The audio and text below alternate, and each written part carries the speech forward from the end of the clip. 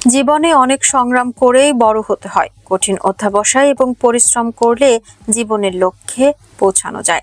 এমনটাই করে দেখিয়েছেন এক যুবক। তিনি কাগজ বিক্রেতা থেকে এখন কোটিপতি হয়েছেন। এই প্রতিবেদনে জানাবো তার কোটিপতি হওয়ার বিস্তারিত। ছোটবেলা থেকেই ব্যবসা করার স্বপ্ন দেখতেন, কিন্তু উপার্জন করতে বিমানবন্দর পরিষ্কার করা থেকে শুরু করে রাস্তায় কাগজও বিক্রি করতে হয়েছে তাকে।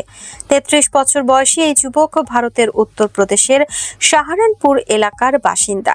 এখন অস্ট্রেলিয়ার নবীনতম ব্যবসায়ীদের মধ্যে আমির কুতুবের নাম থাকবে তালিকার একেবারে ওপরের দিকে।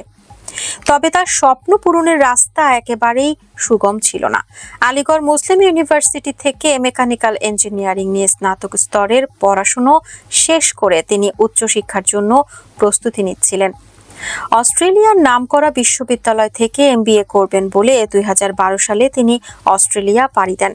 এর জন্য তার বাবাকে ঋণও করতে হয়।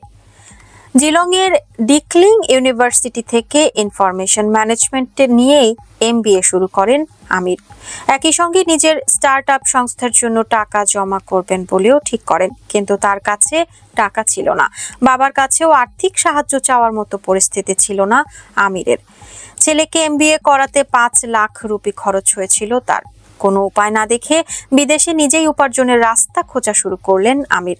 প্রায় 150-র ওপর সংস্থায় চাকরির জন্য আবেদনও করেন তিনি, কিন্তু তাতে কোনো লাভ হচ্ছিল না।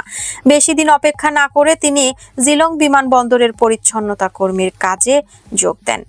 তবে সপ্তাহে 4 দিন দৈনিক 12 ঘন্টা পরিশ্রম করার পর আমির আর পড়ার জন্য সময় পেতেন না। তাই তিনি অস্ট্রেলিয়ার রাস্তায় কাগজ বিক্রি করতে শুরু করেন।